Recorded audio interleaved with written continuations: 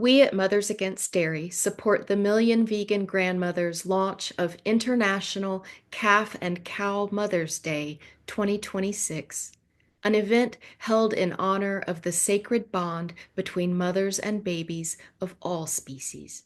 You can participate by sharing your art and recipes or by hosting an event. To submit and for more details, go to calfandcow.org.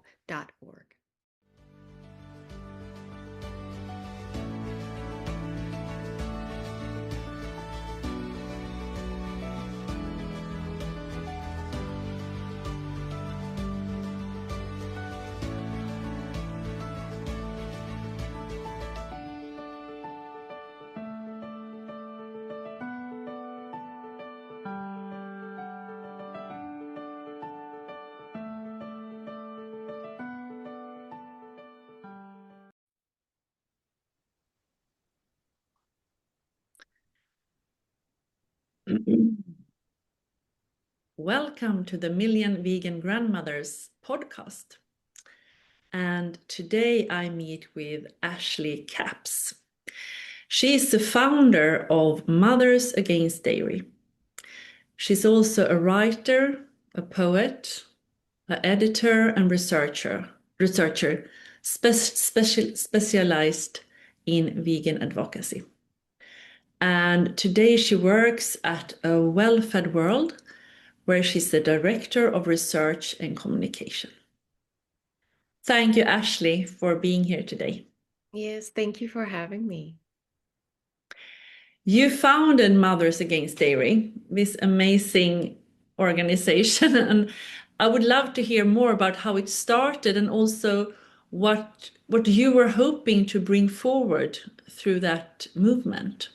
Yeah, so in 2012, I was my main identity in the world as an adult has mostly been that I'm a poet, and so I was always trying to figure out, in terms of my career, I just was doing whatever jobs would give me the most time to work on my poetry. And then in 2012, I had just gotten married, and I'd gotten a grant to work on my second book of poems. And I was going through a difficult time in my marriage, and I found that for the first time in my life, I really couldn't write my poetry anymore. I was struggling to write. And so after months of this went by, I felt like I was wasting my grant, and I thought, I can't write poems right now. And it was sort of an identity crisis. I didn't really know who I was if I wasn't writing poetry. And I thought, what would I want to do in the world if I wasn't a poet? That was a hard question. Uh, and I thought I would want to write for animals somehow. I had been a vegan a long time already, and uh, but I didn't know what that looked like. How do you make a career out of writing for animals? And so I followed a few farm sanctuaries on social media and a few farmed animal advocacy groups like Mercy for Animals and Compassion Over Killing. Um, and I thought, well, they must all have a communications person, someone who does their writing. And so I reached out to all of them I could think of, and they did all have a writer on staff, and some of them even were looking for writers, but they wanted someone who had already a portfolio of animal advocacy writing that they could point to. And I had only been writing poetry, or I was writing for an art magazine. I wrote about paintings. So I didn't have that experience.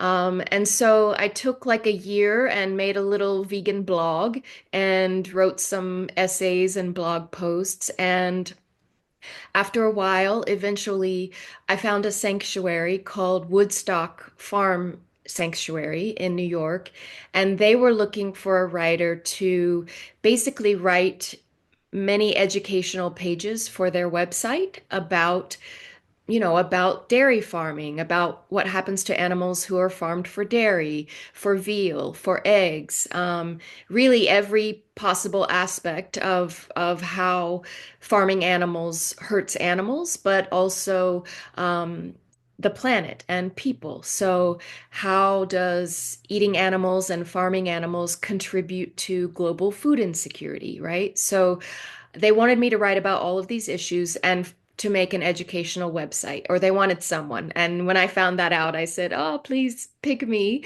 And they did. So it was just a short-term position for a few months. But I worked really hard on it, and they were really pleased with it. And for the first time in my life, it was such meaningful work for me to do that, to be making a living writing these, articles that hopefully would raise people's awareness and change some hearts and minds and help animals. And so I realized after that experience, like, this is what I'm supposed to be doing. I still want to, I'm still a poet. That's the language I speak and experience the world in. And I wanted to get back to writing my poetry. But in terms of my career and making a living, I knew that was what I wanted to be doing. And so then I needed to start over and start reaching out to some other organizations. But I had my experience now. I could point to all of this writing I had done. And it just so happened that one of the organizations that was at the top of my list that I wanted to reach out to was A Well-Fed World, who I work for now. And their director, Dawn Moncrief, my boss, she actually happened to have already seen the piece that I wrote for Woodstock about how animal agriculture contributes to global food insecurity. And A Well-Fed World, that's what we're focused on, is food and climate and um, hunger. And so she had read my piece, and actually she was planning to reach out to me to see if I could do some writing for them based on having read that piece. And so it was a really wonderful coincidence. And so she hired me as a freelance writer at the end of 2012 to start doing some writing for A Well-Fed World.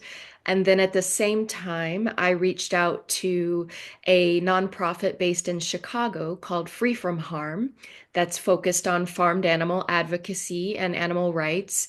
And I loved their work. Robert Grillo is the director.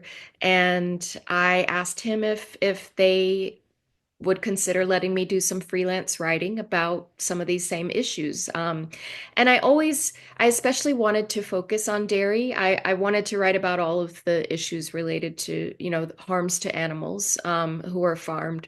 But I was always extra passionate about dairy. Um, and I sent him some of my writing, and he agreed. And he applied for a grant so he could hire me also as a freelance writer at that point. And so I wrote all kinds of articles. I wrote about all kinds of issues related to farmed animal welfare and animal rights, but I wrote a lot about dairy.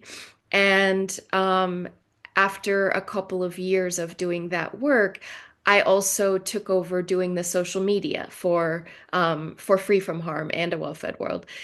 And I would notice on our Facebook and Instagram, whenever I would share one of the articles that I had written about dairy, um, I would have these comments from mothers saying, "Oh, thank you for writing this. It was when I became a mother that I made the connection to animals in the dairy industry and I went vegan."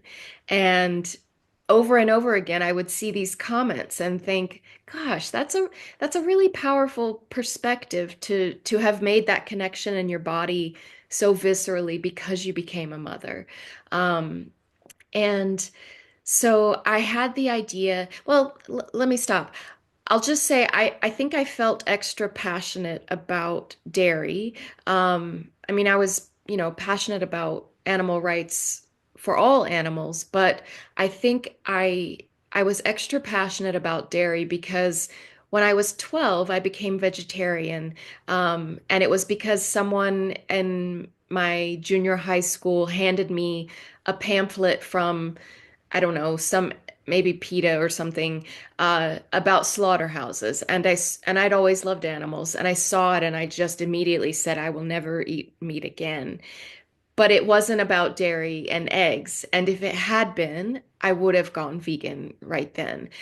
But because we are so heavily indoctrinated to think that dairy is natural, that and we're so indoctrinated not only to think that it's natural to consume the milk of another animal, but also that it's necessary. We're told you have to have this so it's the only way to get your calcium so your bones don't break. Like we are really brainwashed to think that dairy is so normal and natural. And so it took me another 13 years to make the connection. And I was a really smart kid and a smart adult and college student. And yet it never occurred to me until I was 25 years old to think, I think I was looking at some cows in a field eating grass, and I suddenly thought, wait a minute, cows don't just make milk from grass. No animal just makes milk spontaneously. They only make it because they have a baby. And so I went back home and I Googled what happens in dairy farming, and immediately, and I was kind of humiliated that it hadn't occurred to me before. And then I was really outraged. I was like, wow, even as a really smart kid and like person, that's how brainwashed I was that I never even questioned. Of course, an animal only makes milk for their babies. And that milk that I knew it wasn't human breast milk that I was drinking. It never occurred to me to wonder where it was coming from or why I was drinking it. And so I got really mad. I got really angry about dairy, especially. And also because it wasn't just this horrible, it's horrible enough that we hold all of these animals captive and farm them and kill them for meat. That's already bad enough. But on top of that, that we would take this extra step and violate and desecrate the mothering relationship between a mother and their baby and commodify that and destroy it just so we can have ice cream and coffee creamer. I just, I found it so deplorable. And so I felt extra passionate because I myself felt so tricked and brainwashed into participating in something so evil for so long. I felt extra passionate about raising awareness around dairy practices and trying to undo some of that brainwashing for other people. Um, so back to, so I'm writing these dairy articles and seeing that every time I post them on social media, a mother speaks up and says, only when I became a mother did I really make that connection. And then I became vegan. And I thought, at that point, I was also used to having been writing about dairy for a while. I knew there's still a lot of people I can't reach who it doesn't matter how many horrible videos I share of veal calves or dairy cows being slaughtered or mother cows crying desperately for their babies or chasing to try and get them. I can share those videos all day, and there are just some people who they just look away. They don't make the connection. And I thought, okay, I think the motherhood angle, if I could create a platform and amplify the stories of these mothers speaking, human mothers speaking about I rejected dairy because I became a mother. And then I recognized that motherhood is this sacred thing that should never be violated because I was a mother myself. I thought maybe if I could collect those stories and perspectives and elevate them, maybe it would touch some other mothers who were not vegan, right? And speak to their hearts from that specific angle. And also to other people who love mothers, even if they aren't a mother. We all have a mother. We all love a mother, even if we aren't mothers.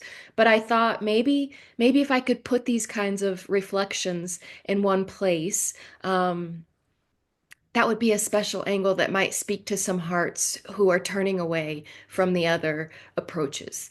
And so at that point, I was still writing, working for Free From Harm. And so I asked our director if I could, I think this was in 2017. I asked if I could create a special campaign called Mothers Against Dairy, and if I could put out a call through Free From Harm, a call to vegan mothers to send me their stories and see what I came up with.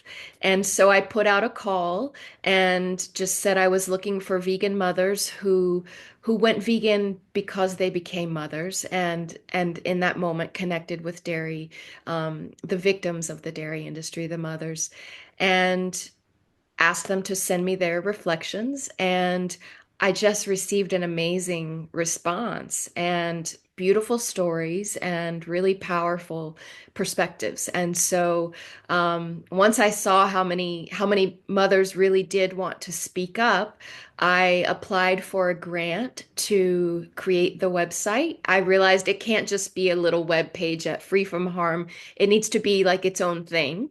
And so I applied for a grant to to make the website and then to be able to continue to curate these stories. And whenever we receive a new reflection from a mother, I always work with them and do some editing, just to make it as powerful as possible. And also to, we have a non-vegan reader in mind as our audience. So I'll work with the mothers to make sure we get all the necessary facts about dairy farming into the piece, and then just try to make it as powerful as possible.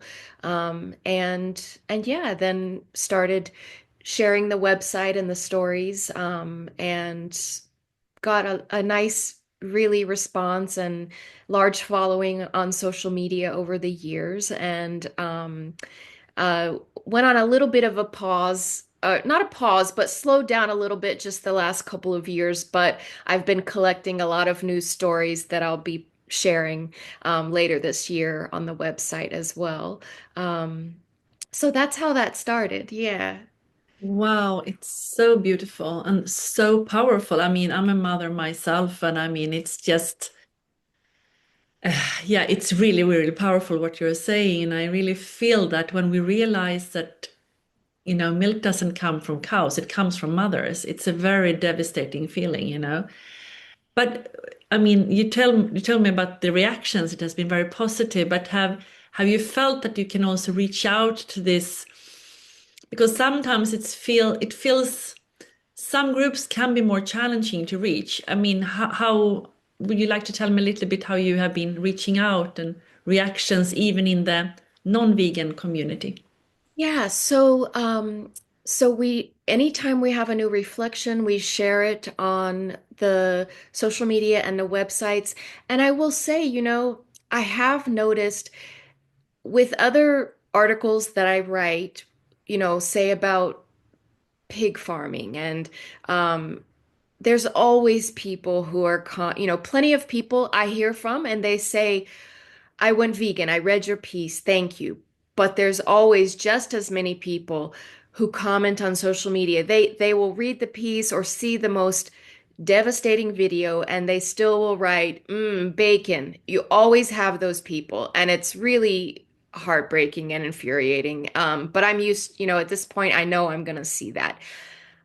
I almost never see someone putting a joking comment or a mocking comment on the Mothers Against Dairy pieces.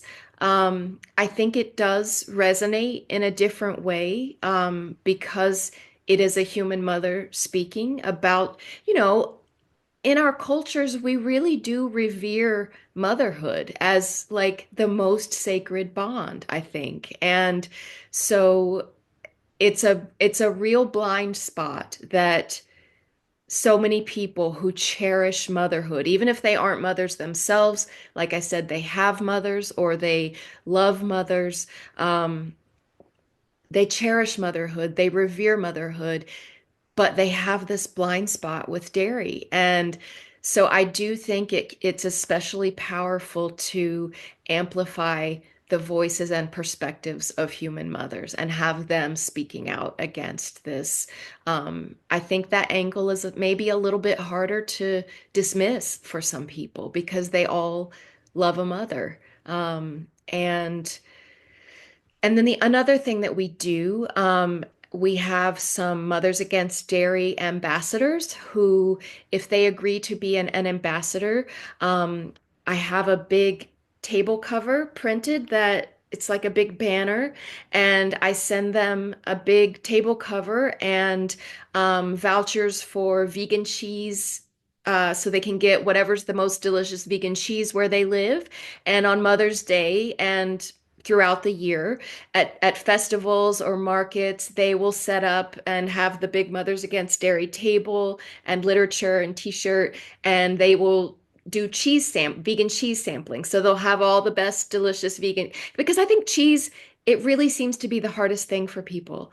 And that makes sense. I've learned it was the hardest thing for me. That's another reason I'm so passionate about really raising awareness, not just around the horrors of dairy farming, but letting people know, like, we really are now living in the golden age of vegan dairy alternatives. Like, that was not the case when I became vegan when I was 25.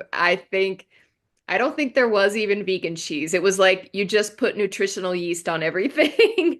But now the vegan cheese is amazing. And it wasn't for a while. It was really trial and error, I think, for some of these companies in the beginning. But now I feel like with Violife or Chow, or currently my favorite vegan cheese is called, it's a Canadian brand called Nuts for Cheese. It's just incredible.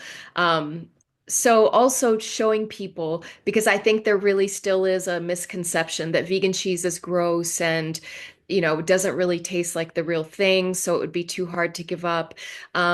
So I like to do a lot of outreach around just educating people. Look, it's not just that dairy farming is horrible, but we have no need to do it. Look at all the wonderful alternatives. And here, you can try them for free. So we give out coupons and samples of the cheese. But I think it also makes sense that cheese is so hard. I don't know if you've heard about this, but one of the things in all mammalian species that happens to make sure that the baby eats enough and gets enough nourishment, in all mother's milk, in all mammals, there is a hormone. Is it a hormone? Something called casomorphin, and it's like morphine. That's why the Yeah, word I morphine know. is So it's addictive. It's so addictive. Yeah. addictive. And so it's addictive. It's meant to make the baby literally addicted to eating so that it gets enough nourishment and also helps with bonding but with the mother. And so we have that in milk, but milk is the most concentrated, I mean, cheese is the most concentrated form of milk. And so you're getting that casomorphin in the highest concentration of any dairy product or food product. And so I think there really is something to what some doctors say. I think cheese is addictive, and I think they're probably right. Oh, Um, yeah. But I mean, they are absolutely right. And this is also a very big problem. But it's like you say, when you realize the suffering behind it and that it's actually a bond that is broken between a mother and a baby, then suddenly, even if you're addicted to the taste, it's something beyond that. It's a sacred bond that is so much more important than the taste. Because when you have become vegan and stopped eating that cheese, it's not even, it just grows. You know what I mean? So it's just overcoming that addiction, and then you're on the other side. That's what that was my journey, at least. yes, yes, and I think so many people I talk to who, even with my own writing, who say, "Oh my gosh, thank you for what you've written and what you've shared. I know I need to go vegan, but it's the cheese or the dairy that's the hardest." They'll try and they will relapse with cheat. I did too. I'm embarrassed to say, but that was part of my journey. And again, that's a reason that I'm so passionate about not just trying to educate people about the cruelty, but also listen, there really is, it's not a sacrifice if you really feel, those cheese cravings, there really is wonderful vegan cheese and ice cream and all those things now too. Um, the cruelty is the most important part and rejecting that. But I do know that some people, they go into withdrawal almost from some of those products. And so educating them and help trying to just resource them as much as we can with alternatives, I think is just as important. Yeah. So that's why we have Mothers Against Dairy ambassadors doing that also. And always looking for more. So if you wanted to be one, or any of your followers or supporters would be interested in being a Mothers Against Dairy ambassador and doing vegan cheese outreach, milk outreach, feel free to be in touch with me about that. Mhm. Wonderful, wonderful. You're also a poet, Yes. and would you like to tell me a little bit how poetry can be a form of activism? Because I know you have combined those in a way. Yes, so I've actually been writing about that a lot because I've been, for gosh, almost 15 years now working on an anthology of animal poetry that is rooted in an animal liberation framework. And so my co-editor, who is also vegan, and I have been looking for really special animal poems for yeah, almost 15 years now. And so that book is called The New Sentience: Reimagining Animal Poetry, and it will be published this April, April 7th. And it's a really special, beautiful book. You can learn more about that if you go to our website for the book is thenewsentience.com. And you can also find it on my author website, which is just my name with a hyphen. So Ashley hyphen Capps, CAPPS.com. And right now the book if you pre-order it, we have a discount code for 20% off if you just use the code animals. But yeah, with that book, I think that poetry, of all the genres of writing, it's it's the least subject to normative grammar conventions, right? You can do more strange things in poetry. We don't go to a poem expecting a straightforward sentence. We can have more, we have the lines that are breaking in different places. We have enjambment. Poets are doing strange things with syntax. And I think that poets especially are able to deploy language in a way that is startling. And so, since the way that we think about animals is so habituated and automatic, we don't think of them, right? Like we don't think about their rights. We don't think about their preferences. We think that they're just here for us, not with us. And so I feel like, of all the genres of writing, because poetry is it does such strange things in language. It has permission to do more unusual things. I feel like it's especially well suited to disrupt automatic thinking and maybe help us move into the perspective of animals and their plights and their worlds and their wishes um, more easily than other genres. And I say it better in the introduction to the book. Like I was telling you, I feel like much more confident in my writing than just speaking.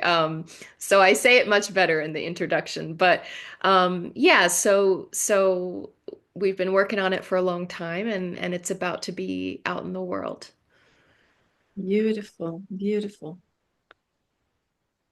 Would you like to share something you have written or not? Yeah, Yeah? I would love to. I can share my poem about a dairy cow, which is from my first book of poetry. And then I will also read a short poem about dairy farming from a wonderful vegan activist named Gretchen Premack. That poem is also in our anthology, if that would be okay. Oh, I love to. Please. Okay. Okay, so here's my book. It's called Mistaking the Sea for Green Fields. And this poem This poem is called I Used to See Her in the Field Beside My House. Perhaps it is the way your nipples, long like fingers on an open hand, beckon the tired, huddled, osteoporosis fearing masses to your swollen, steaming milk sack. The skin of your huge behind ripples, where giant horseflies understand only that you taste good, not that they hurt you while you're looking out to pasture through a crack in your stall.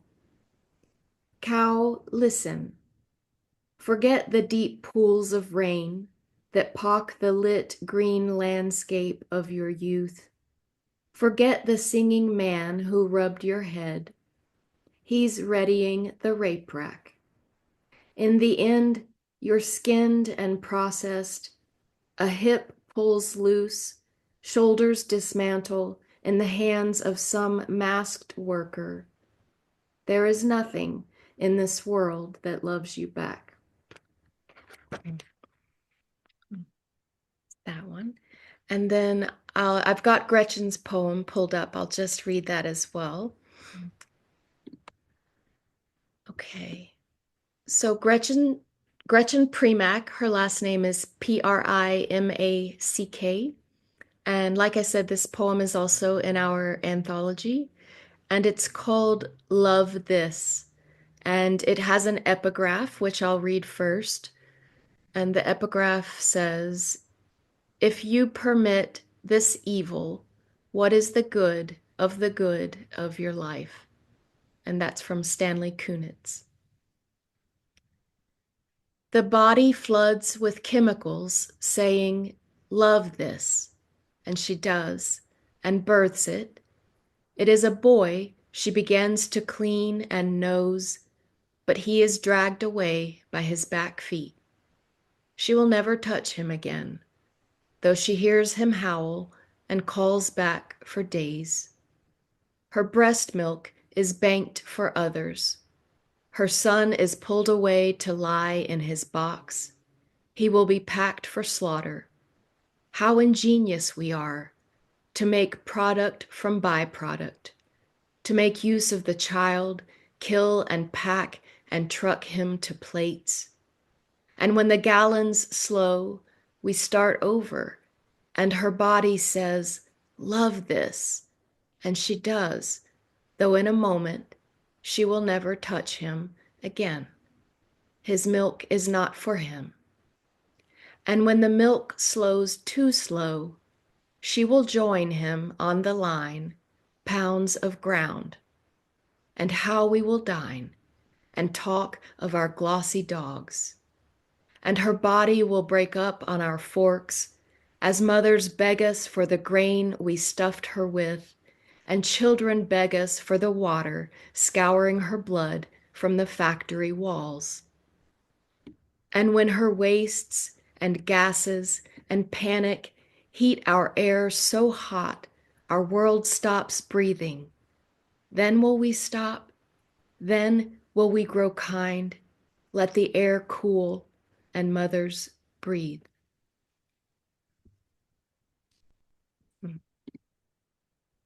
Thank you, Ashley. It's like heart-wrenching.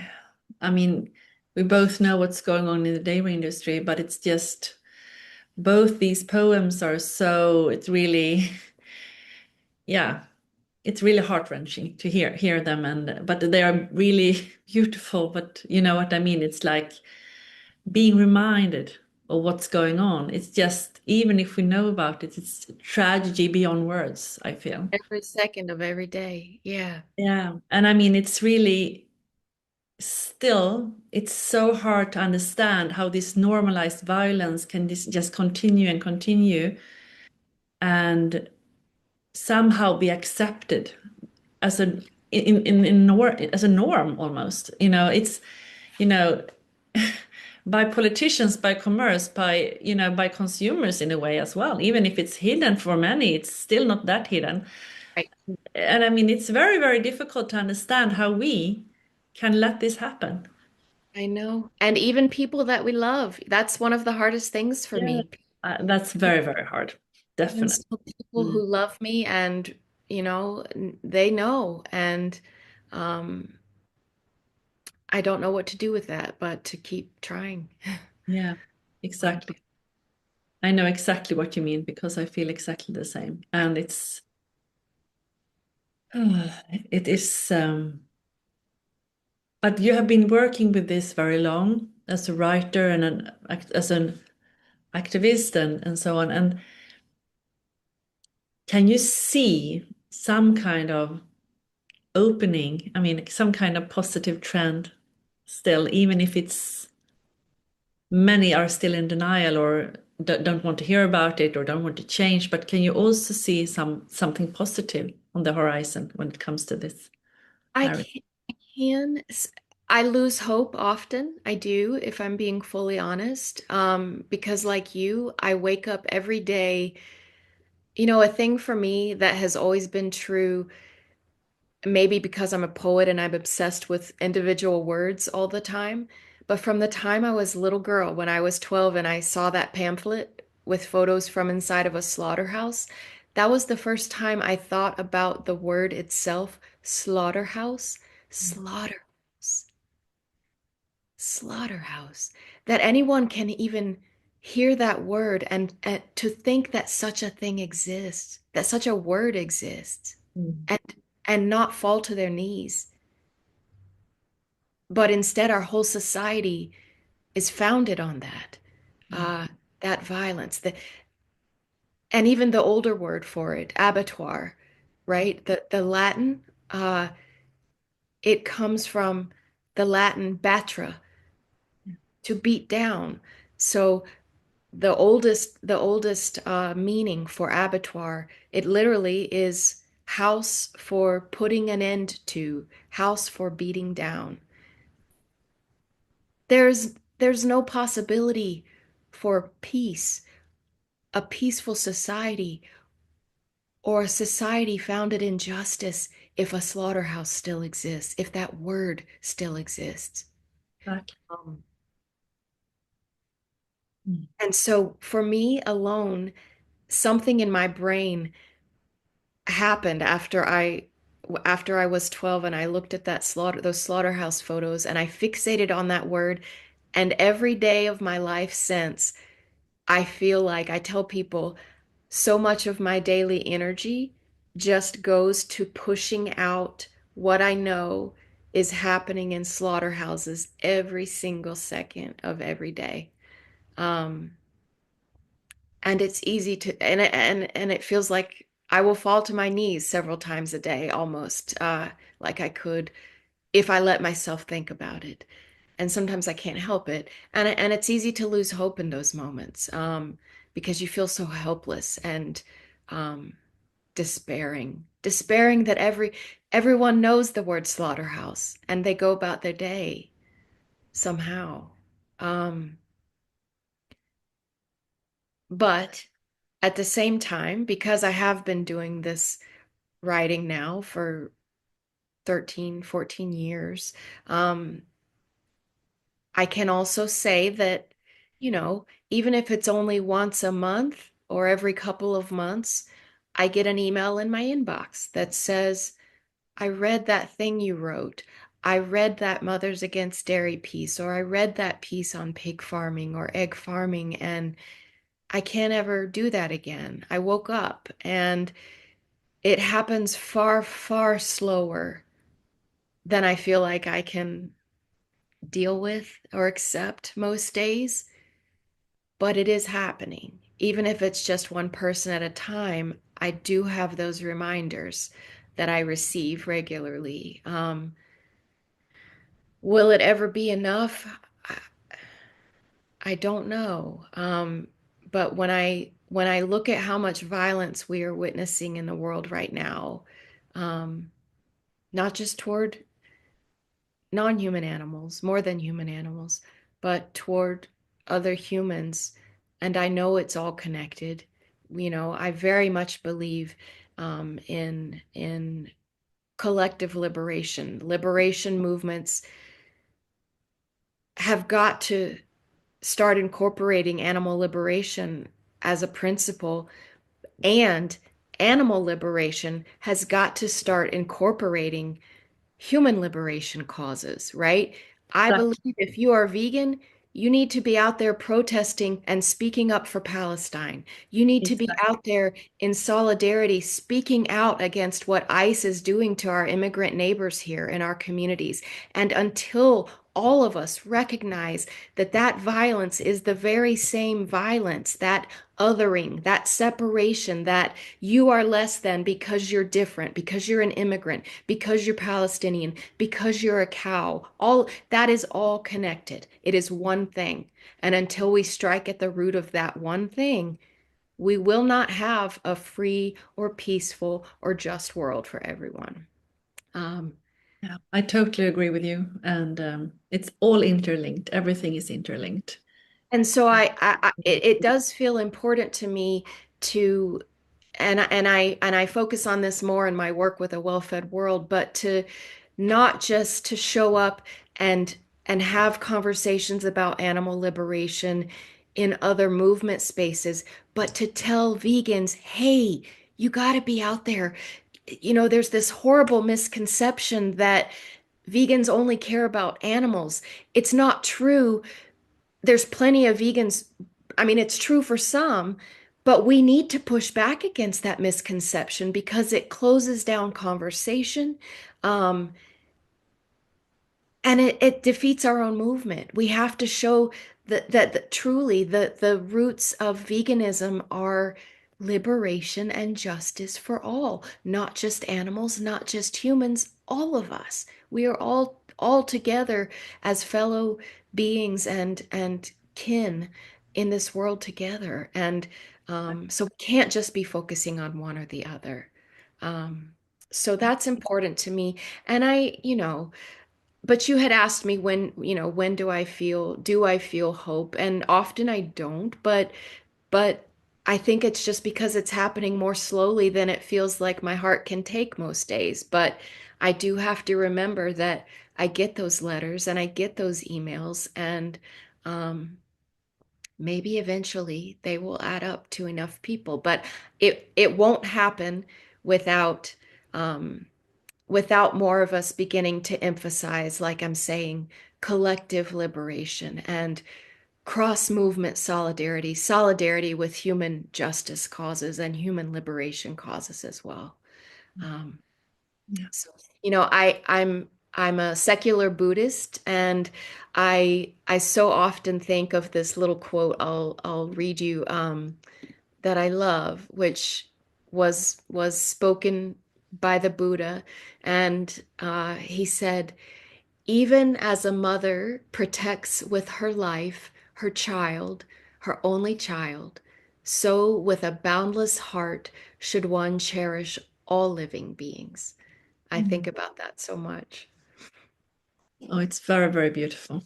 Mm. And really a very good reminder of the circle of compassion we need to have for all sentient beings, Yeah. regardless. And for nature as well, of course. Yep.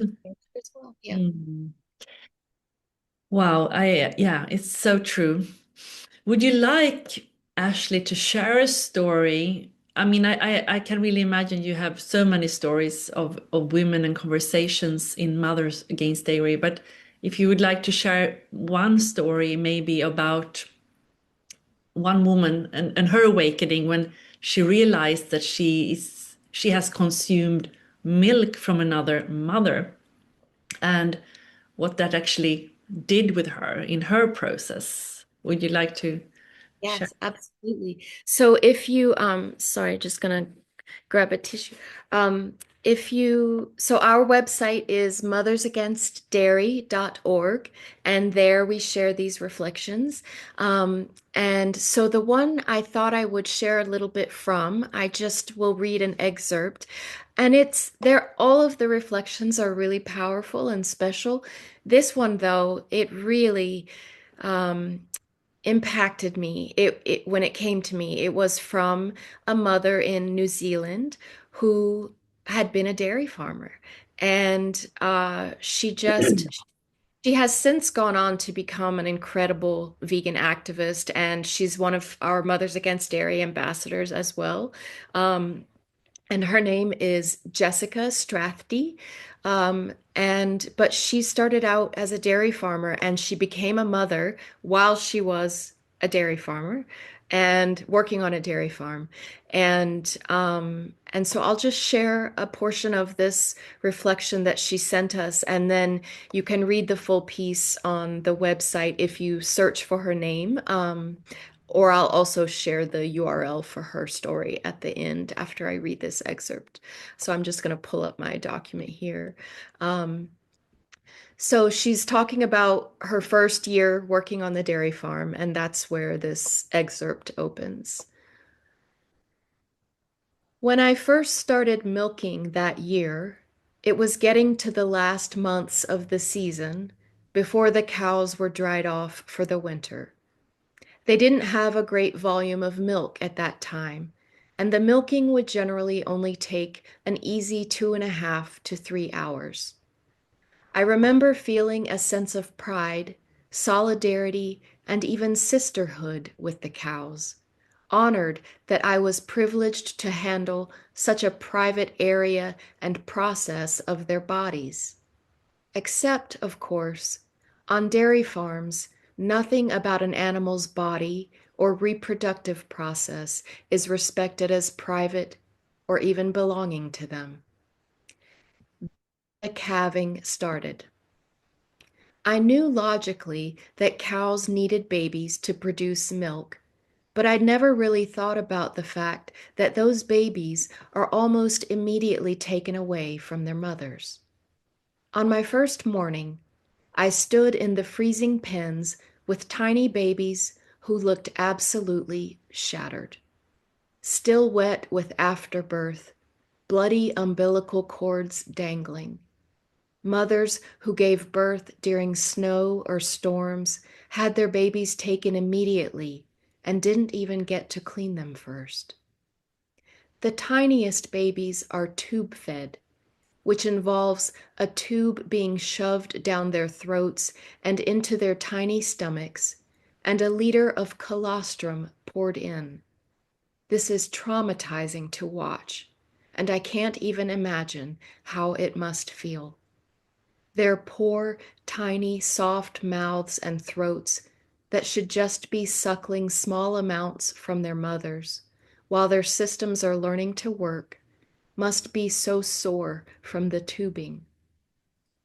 It is not uncommon for day-old babies to have the tube incorrectly forced into their lungs and drown in colostrum within a minute or so, with colostrum pouring back out their noses.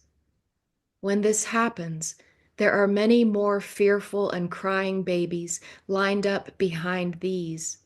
So the dead baby is thrown onto a pile of other dead ones, as you don't have time to do anything else but keep working on automatic pilot.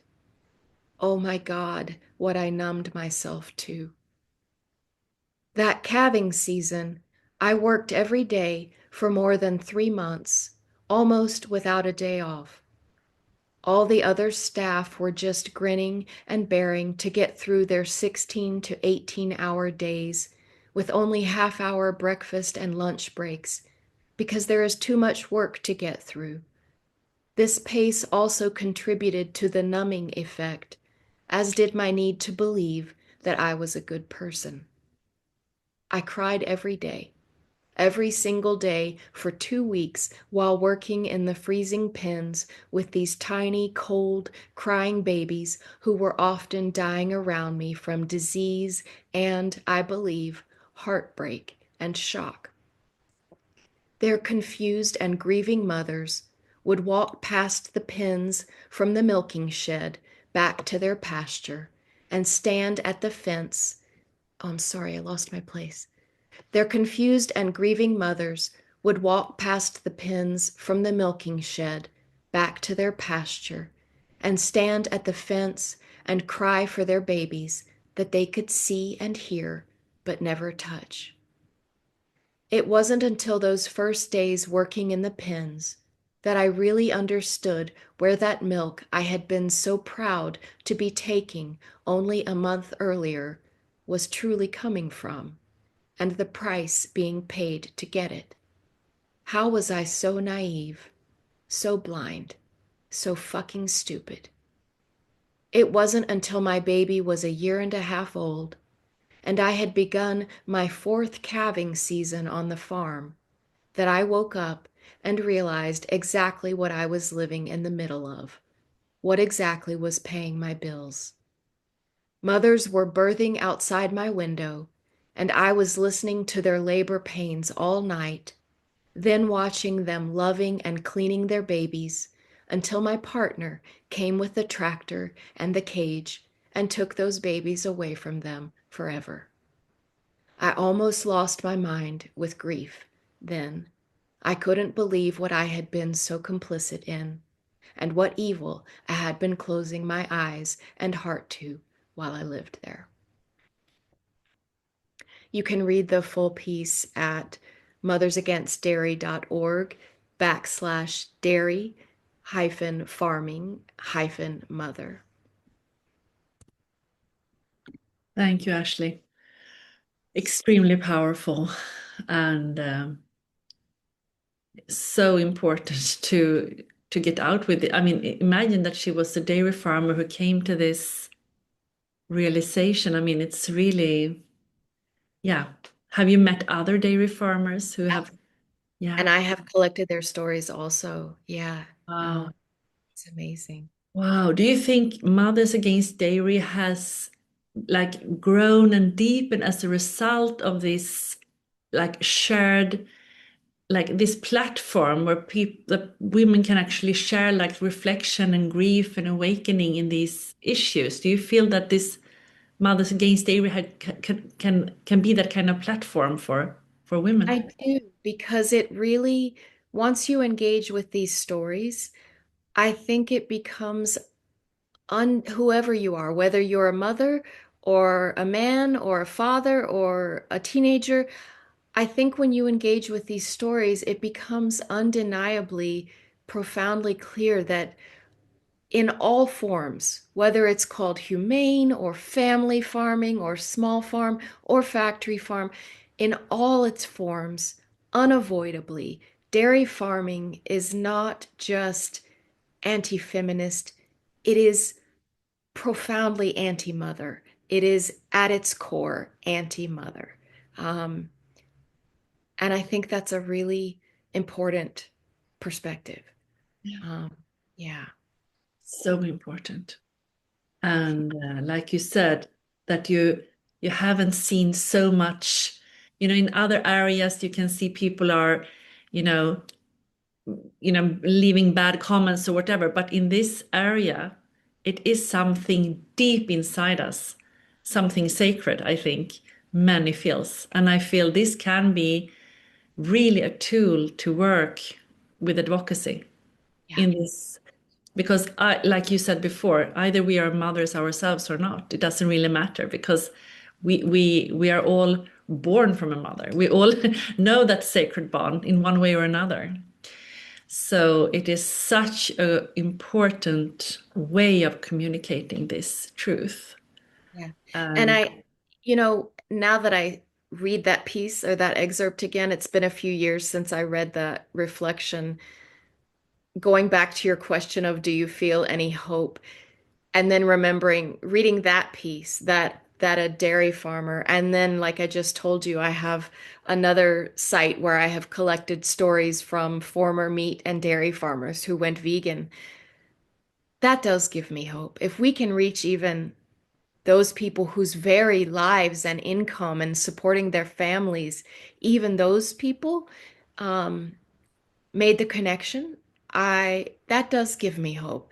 So, like I said, it's not happening as fast as I wish. I wish I could just snap my fingers and it all goes away, but it is happening. And if even the people who have the most to lose um, can can say, "I'm wrong. I was wrong. This is evil," um, then more of them can.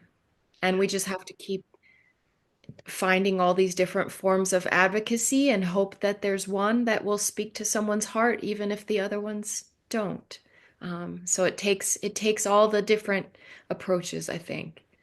Um, Yeah, and really, Ashley, you are doing such an amazing job. It has been such a joy listening to you and so inspiring. I mean, this is I feel also the dairy industry is something that made me go from vegetarian to vegan, and that really has so deep in my heart, you know, the to work against. Uh, so it has been such a joy listening to you and so inspiring and wonderful. Yeah, really. And we are also so happy that you support the first International Calf and Cow Mother's Day that will take place in May, now 2026, May 9th and 10th. And yeah, it's really amazing. And we hope this will be a global event, and we hope many organizations will join.